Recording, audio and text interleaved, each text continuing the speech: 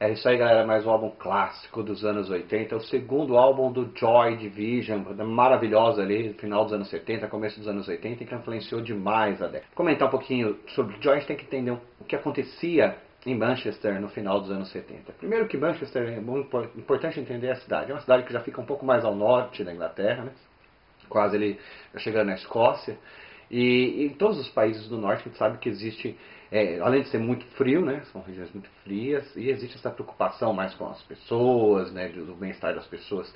E esse lado sentimental muito forte. Além de todos esses detalhes de tal norte, é uma cidade muito industrial, né, uma cidade como era Osasco nos anos 60 ou o ABC nos anos 70 e 80, né, com muitas fábricas, muitas indústrias, porque Manchester, na verdade, é uma cidade fabril, podemos dizer assim. Então, com todos esses detalhes, inclusive na época eu fui para Manchester exatamente para sentir se tinha alguma coisa diferente mesmo naquela água, porque Manchester nos deu só maravilhas, né, Joy Division, New Order, Smiths, James, Wayne Rome, várias bandas maravilhosas de Manchester. Então a gente dá uma pesquisada, né, para ver o que acontece, mas realmente é o clima, principalmente o clima, porque lá realmente chove muito, é muito frio, e esse lado fabril, né, todos os membros do Joy Division eram filhos de trabalhadores, de operários, de sapateiro, né, principalmente trabalhadores manuais, e isso também ajudou a influenciar, né, esse questionamento deles político, eles tinham uma visão política muito forte, isso é importante a gente já localizar, então vamos começar a localizar o Joy. O nome Joy Division foi tirado da onde ficavam confinadas, né, as prostitutas nos campos de concentração, as prostitutas forçadas para satisfazer os soldados alemães ou muitas vezes até prisioneiros para fazer os prisioneiros trabalharem mais. Então você vê como realmente a banda usou esse nome Joy Division para fazer uma música extremamente triste. Né? A música de Joy Division era muito carregada. Então não pode se dizer que, como teve crítica na época, dizendo que era um nome nazista, como se fosse alguma apologia, mas muito pelo contrário, né? Chamar Joy Division, fazer música triste, até a contradição está no nome, né? Joy, né? Joy Division, eles fazem essa crítica, inclusive várias músicas, tanto do primeiro quanto do segundo álbum, tem várias críticas sociais, várias críticas às atrocidades que foram cometidas, tanto na Segunda Guerra Mundial, né? O próprio primeiro nome da banda, Warsaw, que é de Varsóvia, o gueto de Varsóvia, né? Que é onde foram os principais guetos de opressão dos nazistas contra o povo polonês e tal, e contra os judeus. Então já tirou dali o nome, o Joy Division é uma banda bem militante contra essa política nazista, inclusive quando o Stephen Morris deu entrevista já desde 1980 que o pessoal questiona ele fala, mas por que vocês usavam tanto essa... Primeiro que é a referência crítica, né? Mas ele fala, quanto mais queriam comparar a gente com eles, mais a gente provocava, porque a gente queria que eles ficassem na dúvida mesmo, né? Porque a imprensa não sabia entender, mas ó, na letra eles deixavam isso bem mais claro. Muito importante essa sensação crítica que a gente ouve, que a gente percebe ao ouvir Joy Division. Bom, então vamos comentar do álbum Closer, que é esse segundo álbum maravilhoso, que aqui no Brasil saiu até diferente, mas eu vou comentar. O álbum original, que é esse Picture aqui, maravilhoso, ele saiu com 9 músicas apenas, né?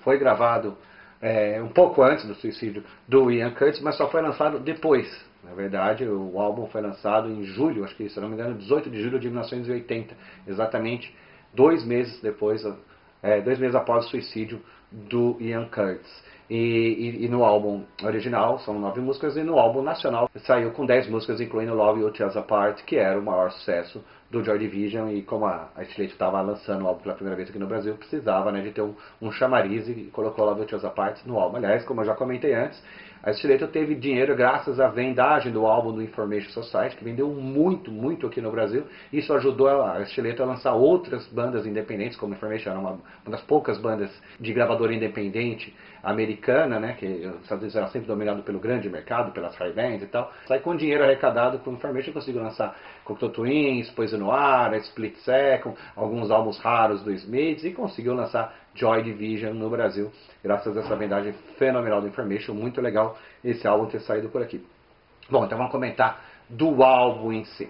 Closer, ele carrega todo esse lado eletrônico já que o Joy Division começa a usar. Inclusive todo mundo comenta isso, que se o Ian Curtis continuasse com a banda, muito provavelmente a revolução eletrônica que New Order passou seria muito parecida, porque o Ian Curtis é o maior fã do Kraftwerk dentro da banda, tanto que esse álbum ele usa bastante sintetizadores, né? Já no Closer já usa bastante teclado, bastante sintetizador, que o Bernard assume em algumas músicas, mas que não tem no primeiro álbum do New Order. O primeiro álbum do New Order é menos eletrônico do que esse, porque realmente o Ian era o cara da música eletrônica, era o cara que ia buscar essa linha alternativa do Kraftwerk, já que o Gary Numan estava fazendo, o Human League, todas essas bandas experimentais estavam começando a usar música eletrônica, e o Ian era fanático por isso, tanto que no primeiro álbum do New Order não tem essa parte eletrônica forte, como vai ter a partir do segundo álbum, porque realmente o Bennett, o Peter Hook e o Stephen não tinham essa proximidade tão forte com os sintetizadores como o Ian, então eles tiveram que assimilar essa música eletrônica, como já estava assimilando no Closer,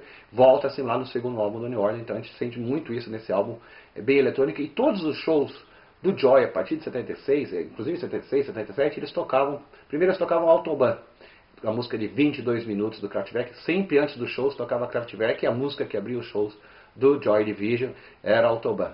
E depois disso eles começaram a tocar, quando saiu o álbum Radioactivity, Trans-Europe Express e The Man Machine, eles começaram a tocar mais. Então todo show do Joy Division que tinha, em qualquer lugar da Europa, a abertura, pelo menos meia hora antes de começar o show, tocava Kraftwerk em sequência até a hora de começar o show do Joy. Então o Kraftwerk era a banda mais amada ali pelo Ian Curtis, e por todos os membros da banda mais pra frente a gente viu que o New Order, né, usou muito essa influência Kraftwerkiana. Bom, a primeira música do álbum é Atrocity Exhibition, que é baseada no livro do J.G. Ballard, que fez em 1970, esse livro dele, 69 ou 70, não lembro, mas é provavelmente 69 ou 70, que influenciou muito. Ian Curtis leu esse livro, e que é a exibição de atrocidades, né, que o livro comenta, e ele colocou isso na letra, né, ele coloca a crítica tanto ao que aconteceu na Segunda Guerra, como já aconteceu na Europa em outros momentos de exibição de atrocidades que aconteciam já desde do Império Romano até a chegada ali na Segunda Guerra, então é uma música bem crítica. Depois a gente vai ter Isolation, que mostra mais ou menos como é que seria o New Order do futuro, né? Já estava dando a linha do como ia ser o próximo, talvez se tivesse o terceiro álbum do Joy Division, como é que seria, que ele já tem esse ritmo mais dançante, mais agitado e mais eletrônico, e um baixo muito bem feito, bem liderado pelo Peter Hook, que já dá o ritmo do que seriam as músicas do New Order também. É uma evolução muito legal desse segundo álbum, já a Isolation. Então, na verdade, tem que tentar resumir as músicas do álbum, porque eu queria falar de todas as músicas do álbum, porque eu gosto demais desse álbum que marcou demais os anos 80 ali, é considerado um dos melhores álbuns da década, né? Bom, a terceira música é Passover. Essa música influenciou muita gente nos anos 80, influenciou bandas como Clan of Zymox, como Trisomy Vantan, como Poison Noir. A gente sente muito essa sonoridade em várias bandas ali que misturavam a música eletrônica com a música, com o gothic rock, com a música gótica, diríamos assim. Essas bandas que faziam esse crossover entre o post-punk, o gothic rock, com a música eletrônica, com sintetizadores, foram muito influenciadas por essa fase do Joy Division, entre elas, como eu citei, Pink Industry, Clan of Zymox, Trisomy Vantan, Poison Noir, que eram bandas que casavam synth-pop com o cold wave, ou com, como podemos chamar, o post-punk. Bom, depois a gente vai para o lado B, tentar resumir um pouquinho, vamos lá para o lado B, que tem a maravilhosa 24 Hours, que mostra essa capacidade do Joy Division, né? E que o Norton também usou mais pra frente, que ele vai com a música, a estrofe bem lenta, bem calma, e entra num refrão acelerado, nervoso, depois ele volta pro lado calmo e acelera de novo. Essa variação é fenomenal, de uma das músicas mais legais desse álbum, talvez uma das músicas mais apaixonantes do Joy Division, 24 Hours, porque ele vai realmente do mais lento, com um vocal grave, lento, calmo, mórbido quase, e vai para um acelerado quase punk, gritando no meio do refrão, lá nos agudos. Você vê uma diferença muito grande entre segundos da música. É muito, muito interessante isso. Outra que eu queria comentar é Heart and Soul, que na verdade abre o lado B, que é uma música maravilhosa, que tem uma letra pra lá de especial também, bem crítica, que ele junta um pouco do romantismo com o lado crítico e tal, mas ele sempre tem umas boas cutucadas que o Ian Curtis faz nessa letra, muito legal, Heart and Soul. Bom, depois eu queria comentar The Eternal. The Eternal é também a sonoridade que a gente vai ver muito forte no New Order mais pra frente. Aliás, o primeiro álbum do New Order, como eu sempre comento, é como se fosse esse álbum do Joy Division que o Ian Curtis não foi pra gravação. Então ficou muito parecido com o Joy e sem o Ian Curtis. É mais ou menos isso que a gente tem o primeiro disco do New Order. The Eternal, a gente vê ela caminhar com o New Order, pelo menos até o terceiro álbum. Até o terceiro álbum do New Order é muito forte a influência dessa música, e é óbvio que aí, como o New Order fez sucesso para o mundo inteiro, levou essa sonoridade do Joy Division. Aliás, é um outro detalhe interessante antes de terminar de comentar as músicas do álbum. O pessoal, tem até uma entrevista do Morrissey, né, que é um pouco de dor de cotovelo também, mas ele vai lá e comenta que ele, toda cidade que ele chegava para fazer show, falava, vocês são de Manchester? Então vocês são parecidos com Joy Division e Order? E o Morrissey ficava irritado com esse tipo de pergunta, porque toda vez era Joy e Order, que eram as referências da cidade, né? E o Smith estava começando em 84, 85, 86, e já tinha estourado sucesso em Order, Joy. Então essa pressão é muito forte. E ele fala numa entrevista que tem um pouco de verdade, né? Que o Joy Division realmente não tinha feito sucesso, não tinha vendido disco, não tinha esse alcance antes da morte do Ian Curtis, né? Antes do suicídio do Ian Curtis.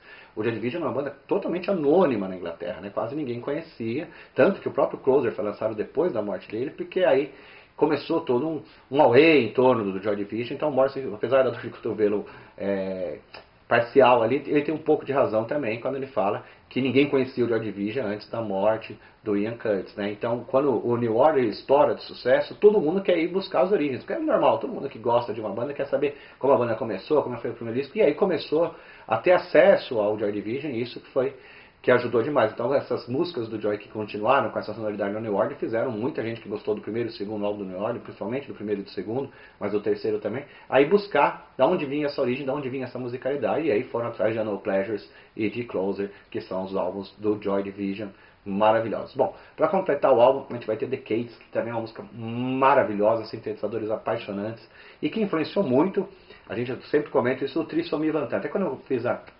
entrevista com o pessoal do Trisomy, perguntei para eles nessa influência de Joy, eles falaram que não, realmente eles não conheciam Joy Division, então a música, eles devem ter tido uma ideia parecida, realmente não é cópia direta, mas eles têm uma proximidade musical, tanto que o primeiro disco do Trisomy parece muito com Joy, e o segundo já parece, do segundo para frente, parece muito com New Order, né?